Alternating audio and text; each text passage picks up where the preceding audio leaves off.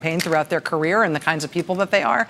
I would not have expected that Elizabeth Warren would be the one who would be coming out and saying impeachment is the right thing to do here. It's just so distant from the kind of campaign that she's running and the kinds of issues she likes to talk about.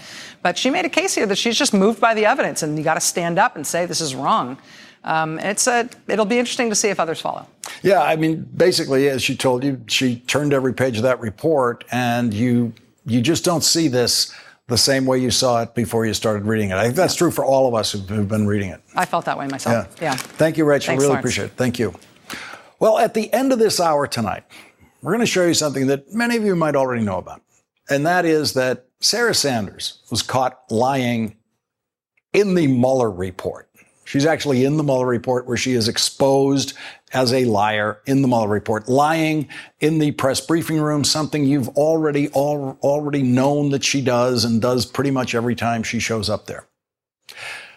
But there's something about what she actually said to the Mueller investigators that has been mostly overlooked and possibly entirely overlooked in the glee generally that's out there in the news media about Sarah Sanders having to admit to the Mueller investigators that she wasn't telling the truth, something she does every day. Here's the thing. In admitting to the Mueller investigators that she lied, she actually lied about her lie. And we will show you that. We will show you the proof of her lying about her lie on video at the end of this hour. It's one of the minor points of the Mueller report, and so we're going to save it till the end of the hour. You really want to see this. There's a detail in this that has not been explored by the people who've been pointing it out today. We will get to that at the end of the hour. There is so much more to cover before that. Attorney General William Barr today insulted Congress after insulting America's intelligence yesterday by telling us that President Trump fully cooperated with the Mueller investigation an hour and a half before we began reading the hundreds of pages of ways in which President Trump did not cooperate with the investigation, refused to speak to the investigators, and repeatedly fired the special prosecutor. The Mueller report shows clearly that President Trump fired Robert Mueller more than once. And the only reason Robert Mueller kept working on the case is that the person Donald Trump ordered to fire Robert Mueller didn't do it. But in Donald Trump's mind, he definitely fired Robert Mueller. The Mueller Report, Volume 2, page 85. On Saturday, June 17th, 2017, the president called McGahn and directed him to have the special counsel removed. McGahn was at home, and the president was at Camp David. In interviews with this office, McGahn recalled that the president called him at home twice, and on both occasions directed him to call Rosenstein and say that Mueller had conflicts that precluded him from serving as special counsel. On the first call, McGahn recalled that the president said something like, "You got to do this. You got to call Rod." McGahn said he told the president that he would see what he could do. McGahn was perturbed by the call and did not intend to act on the request. When the president called McGahn a second time to follow up on the order to call the Department of Justice, McGahn recalled that the president was more direct, saying something like, "Call Rod, tell Rod that Mueller has conflicts and can't be the special counsel." McGahn recalled the president telling him, "Mueller has to go. Call me back when you do it." McGahn understood the president to be saying that the special counsel had to be removed by Rosenstein. To end the conversation with the president, McGahn left the president with the impression that McGahn would call Rosenstein. McGahn recalled that he had already said no to the president's request, and he was worn down. So he just wanted to get off the phone. And so Donald Trump fired Robert Mueller, and Robert Mueller stayed on the job. William Barr knew that that passage was in the Mueller report when he told us yesterday that Donald Trump cooperated fully with the Mueller investigation. Today, it was Congress's turn to be directly insulted by William Barr. Democratic congressional leaders immediately turned down William Barr's offer to them that they alone be able to see some of the redacted material in the Mueller report. The chairman of the House Judiciary Committee, which has jurisdiction over impeachment, immediately and correctly, according to all congressional precedent, refused. I've been invited to read the less redacted version of the report on condition that we take no notes and tell nobody about what we read. What's the point of that? Congress is a collective body, and if I read something and I can't tell the other committee members about it or the other members of Congress, it's useless. That's frankly, it's insulting to Congress. That offer is insulting to Congress. We will work to have an accommodation with the Attorney General, but in terms of seeing the rest of the report and the underlying documents, but it cannot be under such restrictions that we cannot function. Let me ask you, and that's why we need the subpoena. And after that, Chairman Nadler subpoenaed the full unredacted Mueller report. The Justice Department reacted to the subpoena, saying Congressman Nadler's subpoena is premature and unnecessary. Everything the Attorney General has done with the Mueller report has been designed to delay Congress's ability to deal with the Mueller report. The Attorney General used the first month of the Mueller report's life to complete the redaction process while making multiple public statements that completely mischaracterized the Mueller report as being favorable to the president. Then the Attorney General released the redacted report on the eve of Passover, knowing that Congress was out of town for 2 weeks on the Easter recess. That means William Barr could not be scheduled to testify to the House and Senate about the Mueller report until the first week of May. And now it is very likely that William Barr will fight the House Judiciary Committee's subpoena for the full report in court, and that means it could take several months or even the rest of the Trump presidency for the Judiciary Committee to obtain the full unredacted report through that subpoena. The Attorney General knew that his positive spin of the Mueller report had an expiration date. He always knew that his positive spin on the Mueller report would not survive the first hour of people actually reading even the redacted version of the Mueller report. But now the Attorney General knows the only Trump protecting tactic that he has left is delay. But some members of Congress have already read enough of the Mueller report. Presidential candidate Senator Elizabeth Warren said this tonight with Rachel Maddow. If you could see into the future, and that's how it would go, the House says yes, Senate says no, would you still think that it was the right thing to do for the country and that it was a worthy use of resources and time? Yes, I would. I think that each person has to stand up and be counted in a democracy. I think that's why we're elected to the House and to the Senate. And there are times when it's beyond politics, when it is a point of principle, to stand up and say, no president can do this. Senator Warren earlier today had issued a statement, a tweet actually saying that she favored impeachment of the president and appeared with Rachel tonight to explain her position favoring impeachment of the president. 2 other presidential candidates supported impeachment today. I think it would be perfectly reasonable for Congress to open up those proceedings. And it's clear that Bob Mueller and his report left that in the hands of Congress. Should the House pursue impeachment, Mayor? You know, I'll leave that to the House. That's for Congress to work out. I'm pretty sure he deserves to be impeached, but Congress will have to figure out procedurally what to do. The House Judiciary Committee has jurisdiction over impeachment, and the chairman is already planning a series of investigative hearings, which he's not ready to call impeachment hearings. We will have major hearings, and Barr and Mueller are just the first. We will call a lot of other people. We'll see who they are, and we will get to the bottom of this, and we will educate the country as to what went on.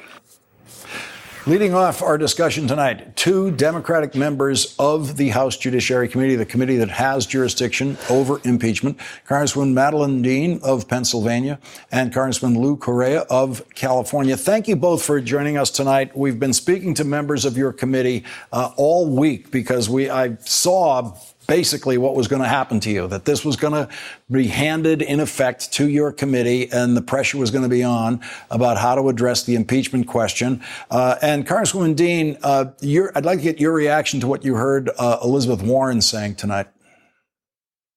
Well, it certainly is taking the temperature of where we are in this country and the gravity of this moment and the gravity of the terrible things that are revealed in the redacted report. Imagine what we haven't seen in that which is redacted. And it reminds me of one line that Mueller says in this report very, very clearly. No man in this country is so high that he is above the law.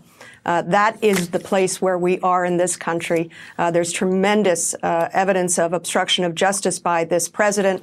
And I think Robert Mueller very carefully said that while he will respect, I suppose, the decision by the Department of Justice not to prosecute a president in office, criminal investigation can go forward. That's what the House Judiciary will do. Take a look at, talk to Attorney General Barr, who has proven himself not to be an independent voice. And we will also talk to Mr. Mueller, whom I'm very much looking forward to speaking with. Congresswoman Dean, is there really any point to a hearing with Attorney General Barr? Absolutely. I think it's critical that we fully reveal the conflict that Mr. Barr is under. He began his tenure by offering the president a false notion that he was exonerated and had that message tweeted out and talked out throughout the country over the course of the last month. He mischaracterized this report gravely, and he knew it. He came to legal conclusions that are faulty. I think he needs to be held accountable. He is the highest law enforcement officer of our country, supposed to be independent of this president. And of course, he's done nothing but be dependent upon this president and try to hold up the president or cover over, distract, and distort what actually has been investigated and uncovered in this critical report. Congressman Correa, you heard Elizabeth Warren an hour earlier tonight with Rachel Maddow say that she started reading the report yesterday. By the time she finished it, she decided, late last night, she decided that the president should be impeached, that your committee should begin impeachment hearings. Is that your view? Well, my view is when I go out into my district, I find people very confused and they ask me, Congressman Correa, what is going on? We don't know what to believe or who to believe. One day the president says exoneration, and just this morning he said that the Mueller report was, my words, bunch of lies. Separation of powers. It's our responsibility in Congress and judiciary to tell people, to do the oversight, to let people know what exactly is going on in our government. Let's clear up all this confusion. And we start with the facts. Mueller report, a lot of redactions. I'm very happy that Chairman Nadler is calling for full, complete disclosure of that report. I want to see Mr. Mueller come in. I want to see Mr. Barr come in. I want to see the people that are relevant in this investigation to talk publicly in front of our committee. You know why? Because the American public deserves to have the truth. And I want to make sure this investigation by the judiciary is held in public. That's our first step. Find out what is really going on in our government. You know why? Because this country is deeply divided. People don't know who to believe. The only thing we want to do in judiciary is tell people the truth. And then based on investigation, we'll ask the question, is impeachment relevant? Is it necessary? Is it, the thing to do at this point? But first, we have to investigate each and every fact out there to make sure that the public knows what is going on.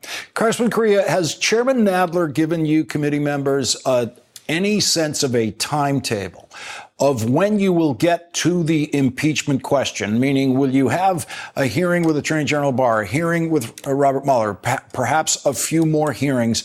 And is there a point at the calendar? Is there a number of hearings after which Chairman Nadler will convene the committee to discuss the question of have they reached the impeachment threshold? I think Chairman Nadler, like all of us, want to get to that question. However, given that it's every time he issues a subpoena, he gets pushback, I think it's going to be a challenge, and it's going to be a very long time before we got all the data, all the information, all the facts in front of us, all the facts in front of the American public to ask that question. Congressman Dean, I want to ask you the same question that Rachel asked Elizabeth Warren, which is that if the House Judiciary Committee were to vote articles of impeachment, and if the Democrats in the House of Representatives were to vote in favor of impeachment and send that to the Senate, would it be worth it even if the Senate did not then vote to convict and remove the president? Well, absolutely. The time is always right to do the right thing. It reminds me of where we are in this new Congress. We have passed really important laws, really important bills around gun violence. And some people say to me, why are you so happy about that? The Senate's not going to do anything with it. Why are you even bothering? We have a job to do. So investigate this president. We must. Oversight, we must. Pass important legislation that might save lives. We must. And then put it on the Senate. We cannot sit on our hands because the Senate is sitting on theirs.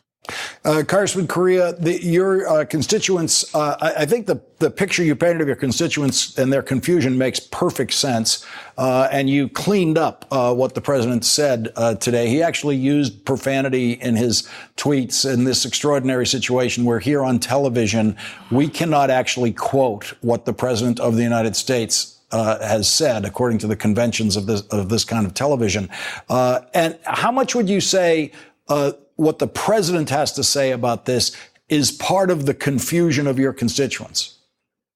I think that's center. The president seems to, move in different directions every other day. And I think that's what's confusing people, not only in my district, but throughout this country. And you asked earlier, how fast should we get to this question? We need to ask this question as quickly as possible, as quickly as we can get the evidence in front of us to make the case. But remember also a bigger question in front of us as well, which is a foreign government meddling in our democratic elections in this country. And this can happen again in a year. In 1 year, in about a year, we are going to be voting again. And what is the message are we going to send to Russia, to China, to Iran, to North Korea about meddling in our elections? This is an important question because this is confidence in our democracy. This is what we're talking about. And we need to make sure that we get to that question as well. We need to look at those facts, the evidence behind Russian meddling in the 2016 election and moving forward as well. Robert Mueller's case against the president. Go ahead, Congresswoman. Go ahead. I wanted to echo something that my colleague Lou has just talked about, which is what are our constituents saying and feeling? I was at our local barbershop today talking to friends and constituents there. I have to say there is such a confusion, but you know what? As a result of beginning to see the parameters of this report and the grave details of it, 3 people in a row said to me, please get at the truth. Get at the truth. Our democracy's at stake. You have a job to do. So they are not being fooled by an attorney general who tries to paper over or redact over the very wrongdoing and the obstruction of justice by this president and the administration. They're getting some clarity on it, even though the president would not like them to. And you are both members of Madeline, that. you're absolutely right. You're absolutely right, Madeline. We need to get to the truth in front of the public. That's why the Judiciary Committee, our investigations, our hearing are so important. That's where we're going to have to leave it for this segment. Congresswoman Madeleine Dean, Congressman Lou Correa, members of the all-important House Judiciary Committee, you two now, along with your colleagues, have the responsibility to consider the issue of impeachment. Thank you very much for joining us tonight. Please come back in the future. We really appreciate it. Thanks, Lawrence. Thank you.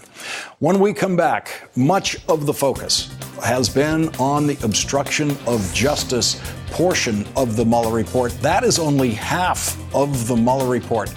Part 1, Volume 1 of the Mueller report tells the story of the Russian attack on our election and Trump contacts with Russia, Trump family contacts with Russia, Trump campaign contacts with Russia. How much in that portion of the Mueller report is possible fuel for impeachment?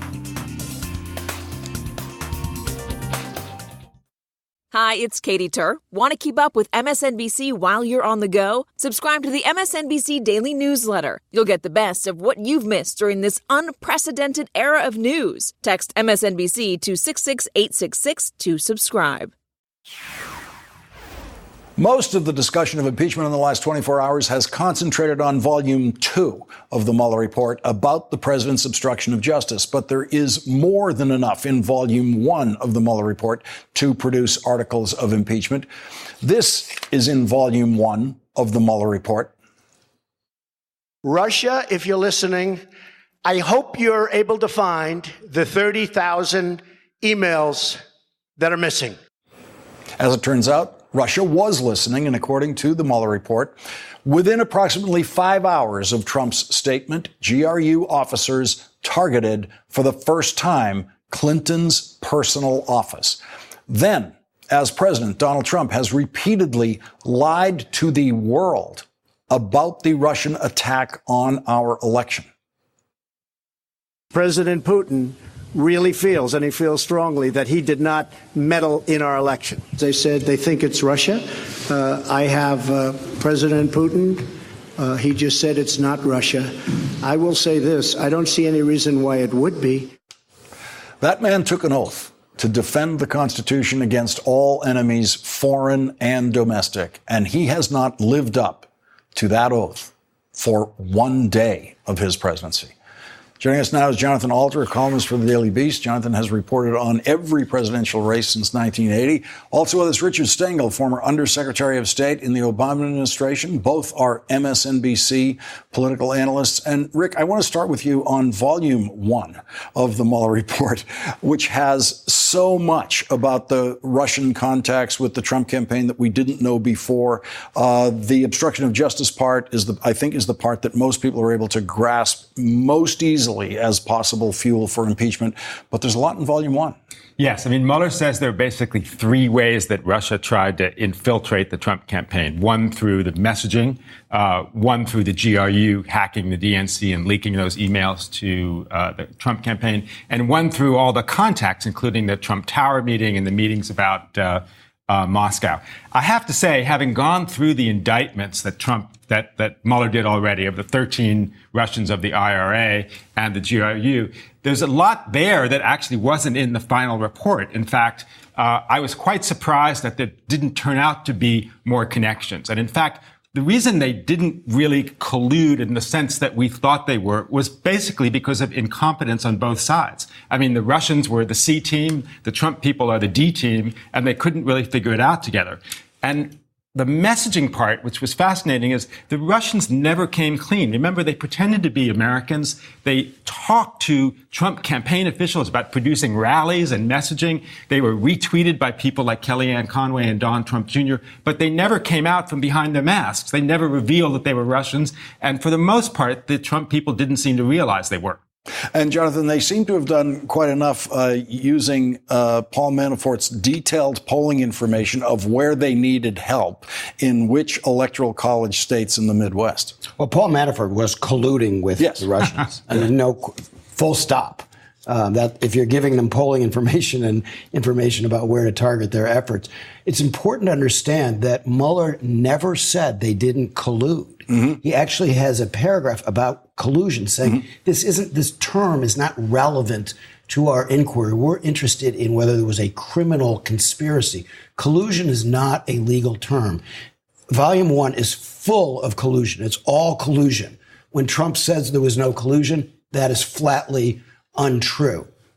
Mueller found there was not a criminal conspiracy, which is a different thing. But I actually disagree with you a little, Rick, on the coordination. I thought there was a lot of sort of tacit, effective, fairly competent. It took them 5 hours after the Trump clip that you showed. And on October 7th, when Trump was on the ropes for the Access Hollywood business, it took them 1 hour before they got the stolen emails. But WikiLeaks was working with the Russians. WikiLeaks and the Russians are basically the same thing. That's what we're learning.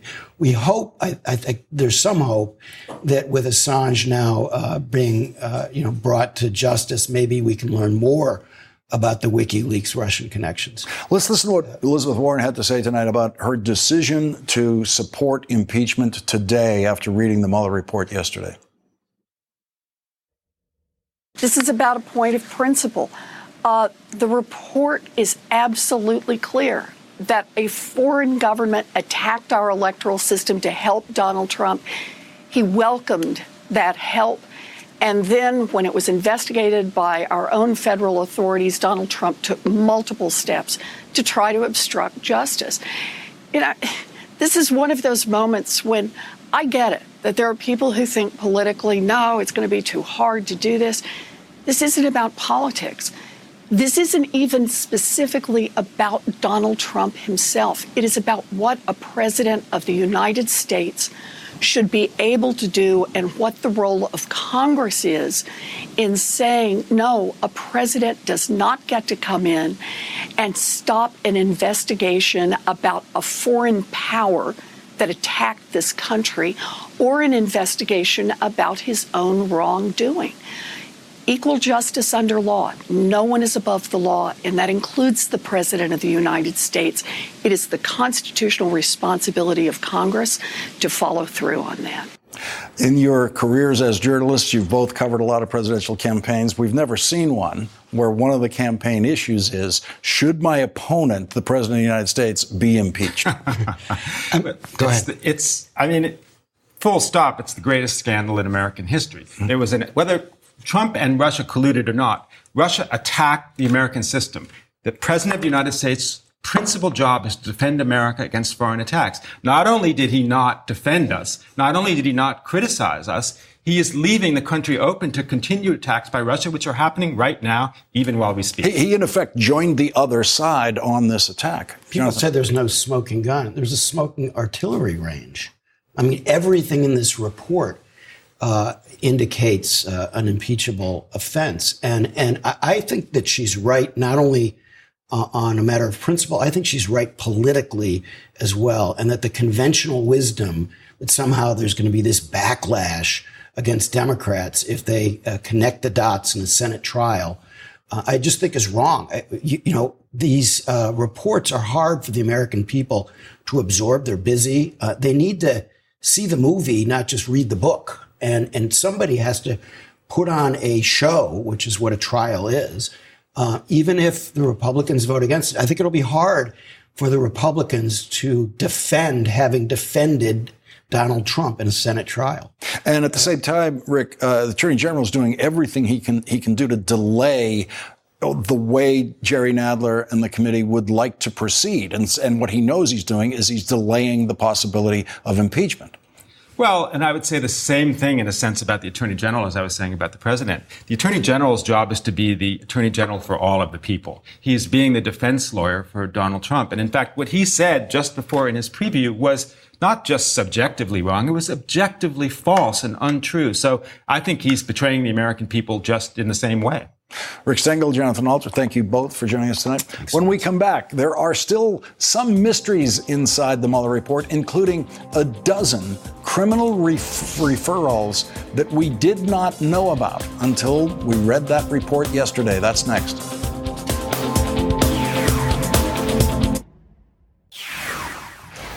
At the end of the Mueller report, there is an indication that more indictments are coming. In Appendix D, it says, quote, during the course of the investigation, the office periodically identified evidence of potential criminal activity that was outside the scope of the special counsel's jurisdiction established by the acting attorney general. After consultation with the office of the Deputy Attorney General, the office referred that evidence to appropriate law enforcement authorities, principally other components of the Department of Justice and the FBI. Those referrals, listed alphabetically by subject, are summarized below. And then what is below is redacted. The report lists 14 referrals by Robert Mueller to other offices. Only 2 of those referrals were publicly known before the release of the report. The other 12 referrals are redacted in the report under the category of preventing harm to an ongoing matter. The Mueller report says that in deciding whether or not to prosecute individuals, the office, quote, considered whether the individuals were subject to effective prosecution in another jurisdiction. So tonight, Congress is wondering about how many of those cases involve Donald Trump and how many of those cases might involve more impeachable offenses by Donald Trump. We'll consider that next. I think what we need to do is really take some time to let settle in the seriousness of what Mueller has set out in this almost a dozen acts or courses of conduct that could amount to obstruction of justice and determine what the right course is. We certainly need to continue the investigative work to determine, are there other ways this president is compromised, or are there other offenses that rise to the level of removal from office? Joining our discussion now, Adam Klasfeld, a reporter for Courthouse News, who has been covering the release of the Mueller report, and Lisa Graves, a former Deputy Assistant Attorney General and a former staff member of the Senate Judiciary Committee. Thank you both for joining us on this Friday night. Adam, let me start with you. The speculation, there has been some speculation about what are these 12 redacted referrals that we had no knowledge of before we read the Mueller report. This is exactly the kind of thing you've been studying. Right. And, well, thank you for having me, Lawrence. One thing that you mentioned a little bit earlier was that this list is alphabetical, and there are two public names. One of those public names is Michael Cohen, and the other public name is Gregory Craig. And between them, there are two redactions. There are two other people. And here's where I believe some of the biggest bombshells in the Mueller report come in the footnotes. And one footnote happens with a person named Robert Costello, who was a back channel to Rudy Giuliani, described in the press. Now, he was described in the Mueller report as being the one who told Cohen, sleep well tonight, you have friends in high places. And that was right after the raid. If you look at the footnote after that quotation, that is cited to a redacted footnote, and it says harm to ongoing matter. Now, make of that what you will, but it says that whatever that email communicated is something that is ongoing, and that's being looked into. And the implications of that email were that the president would take care of Michael Cohen, possibly pardon, somehow he would take care of him. And again, goes to the obstruction of justice issue. That's what the report went into, and that's what the report explicitly states that Michael Cohen had believed that this was, if he stays in line, if he stays on message, that he will be taken care of. He has friends in high places. Lisa Graves, we have some breaking news at this hour from Don McGahn, actually, from his lawyer. Don McGahn was attacked by Rudy Giuliani in some of Rudy Giuliani's public comments because Don McGahn may be the single most devastating witness against Donald Trump in the Mueller report. Don McGahn, White House counsel, taking notes in virtually all of his conversations with the president. Don McGahn was given the orders to fire the special prosecutor. He wouldn't do it. Don McGahn is possibly, as I said, the most important source in the Mueller report. So, of course, Rudy Giuliani started attacking him. And tonight, Don McGahn's lawyer, William Burke, has issued a statement saying it's a mystery why Rudy Giuliani feels the need to relitigate incidents the Attorney General and Deputy Attorney General have concluded were not obstruction, but they are accurately described in the report. Don nevertheless appreciates that the president gave him the opportunity to serve as White House counsel and assist him with his signature accomplishments. And so here we have now the first public crack in the McGahn wall. Well, what you see there is him trying to have it both ways in a way. I actually think Don McGahn came out of the report looking very cooperative, very concerned about the president's lawlessness. And now you have a statement of him basically suggesting he stands by the idea that there was no obstruction. I think that's false. But also what you see in that statement by Don McGahn is that, in fact, a lot of these Republicans are hanging their hat on the fact that this president has stacked the U.S. Supreme Court, that's sort of the rationale behind standing behind him. I think that's one of the things that Don McGahn is alluding to in his statement. And Adam, also for McGahn, he's the one in the report who says that the president was always trying to get him to do crazy crap. And I had to clean that up for TV. And so McGahn's characterizations of the president are absolutely devastating. And that's why we saw the president going this morning tweeting about note takers. He was very irate about note takers. And one of those note takers, according to the report, is Don McGahn. Yeah, and Lisa, the president says to Don McGahn at a certain point, I'd never had a lawyer who took notes. McGahn says to him, well, now you have a real one. But it turns out Michael Cohen did a lot more than take notes. We've heard the recording, at least one recording of Michael Cohen's conversations with Donald Trump. That's right. It's astonishing, really, what Donald Trump's perceptions of lawyers is. He's obviously shaped by one of the most corrupt lawyers of the 20th century, his lawyer, Roy Cohn, who was ultimately disbarred. That's his hero. And in essence, that's who he's trying to make Attorney General Barr into. And Barr seems to be willing to play the role of Donald Trump's Roy Cohn. But fortunately for us, Don McGahn was not, and ultimately Michael Cohen was not willing to play that role to the end of the theater of Donald Trump.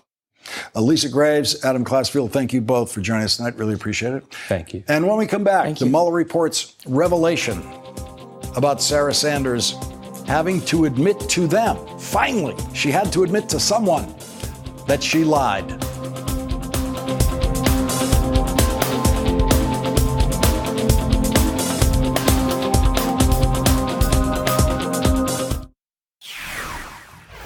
The Washington Post is reporting that the president is livid tonight about the people who work for him or used to work for him who decided not to lie for him to Robert Mueller's investigators. Sarah Sanders is not one of those people. Sarah Sanders did lie to Robert Mueller's team. When Sarah Sanders spoke to the special prosecutor's team, she didn't tell them the truth. Even when she was explaining why she lied about the FBI in a White House press briefing, she actually lied to them about why she lied. You have probably already heard today that she was caught lying and exposed as a liar in the Mueller report. But there's more to it. She actually lied to the Mueller investigation about her lie. We will show you the video proof of that next. It's not news that Sarah Sanders is a pathological liar who works for a pathological liar. That is why, as a general rule, I do not use video of Sarah Sanders speaking at White House press briefings. I don't let this program become a delivery system for Trumpian propaganda, which is the only thing that Sarah Sanders traffics in whenever she speaks, wherever she speaks. Many Mueller report readers have been just delighted to find that when Sarah Sanders was in effect under oath speaking to Robert Mueller's investigators, she was forced to admit that she lied. But that's not exactly what happened. Remember, Sarah Sanders is not just a liar. She is a pathological liar. So when she was admitting to the Mueller investigators that she didn't tell the truth, she actually lied to them. And they knew it. They knew that many of the Trump people they interviewed lied to them. In fact, the Mueller report specifies that, quote, several individuals lied to the Office of the Special Counsel, which is a crime. And they decided that not all of those lies were worth prosecuting. The Mueller report says, quote, the office charged some of those lies as violations of the federal false statements statute. Sarah Sanders is one of the liars the Mueller team decided not to charge under the federal false statements statute. Page 72 of volume 2 of the Mueller report catches Sarah Sanders in the kinds of lies that she tells every day. Sarah Sanders spoke to the president about his decision to fire Comey and then spoke to reporters in a televised press conference. Sanders told reporters that the president, the Department of Justice, and bipartisan members of Congress had lost confidence in Comey. And most importantly, the rank and file of the FBI had lost confidence in their director. Accordingly, the president accepted the recommendation of his attorney general to remove James Comey from his position. In response to questions from reporters, Sanders said that Rosenstein decided on his own to review Comey's performance and that Rosenstein decided on his own to come to the president on Monday, May 8th, to express his concerns about Comey. She was lying about all of that. Rosenstein did nothing on his own involving the firing of James Comey. He wrote a memo that the president ordered him to write. The report continues. When a reporter indicated that the vast majority of FBI agents supported Comey, Sanders said, look, we've heard from countless members of the FBI that say very different things. The Mueller team was composed of prosecutors and FBI agents. And so they were very curious about why Sarah Sanders lied in her press briefing about the rank and file of the FBI losing confidence in their director. According to the report, she told them that her statement that rank and file FBI agents had lost confidence in Comey was a comment she made in the heat of the moment that was not founded on anything. In the heat of the moment. She also told them that it was, quote, a slip of the tongue. A slip of the tongue in the heat of the moment. Okay, let's see how hot that moment was when her tongue slipped. And Secretary DeVos is in Daytona Beach, Florida, to deliver the commencement address at Bethune-Cookman University. No, that's not a mistake. That's what I meant to show you, because that's what she was talking about right before she made her statement about the FBI losing confidence in James Comey. She was reading a prepared statement about Trump administration news before she took any questions from anyone. There was no heat in the moment. There was no slip of the tongue. She was reading. She was reading words that she and the team of liars in the White House press office wrote in the cool comfort of their offices. There's also another nugget of big news, as you guys may have been paying attention, in regard to the termination of the former FBI Director Comey. The president, over the last several months, lost confidence in Director Comey. The DOJ lost confidence in Director Comey. Bipartisan members of Congress made it clear that they had lost confidence in Director Comey. And most importantly, the rank and file